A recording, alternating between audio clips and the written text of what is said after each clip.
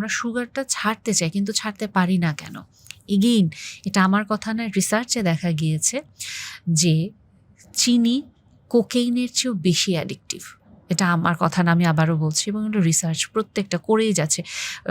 ইঁদুরের উপর করা হয়েছে, বিভিন্ন গিনিপিগের উপর করা হয়েছে, মানুষের উপরেও করা হয়েছে, এবং প্রত্যেক জায়গায় এটাই রেজাল্ট আসছে যে চিনি খুবই অ্যাডিকটিভ।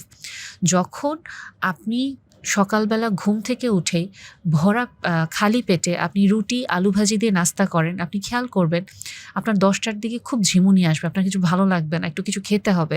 আমরা হয়তো চা সিঙ্গারা খাই বা একটু ঘুরে আসি, কিছু একটা মানে ঠান্ডা পানীয়, একটা সিগারেট চট করে খেয়ে চলে আসি, খুব এনার্জি পেয়ে যাই। কেন? কারণ কি আমরা যখন ওই যে কমপ্লিট সুগার নিচ্ছি খালি পেটে, ঠাস করে একটা স্পাইক হচ্ছে, ব্লাড গ্লুকোজ বেড়ে যাচ্ছে, এবং তারপরে ইনসুলিন তো সে সাথে সাথে ঝাড়ু দিচ্ছে এবং ঠাস করে পড়ে যাচ্ছে, এবং এই যে পড়ে গেল আমার ব্রেন সাথে সাথে সিগন্যাল দিচ্ছে তুমি খাইতে যাও, আমার খাওয়া লাগবে, এই স্পাইক আমার লাগবে, তাড়াতাড়ি যাও তাড়াতাড়ি যাও, এবং আমি গিয়ে আবার সুগারি ফুড খাচ্ছি।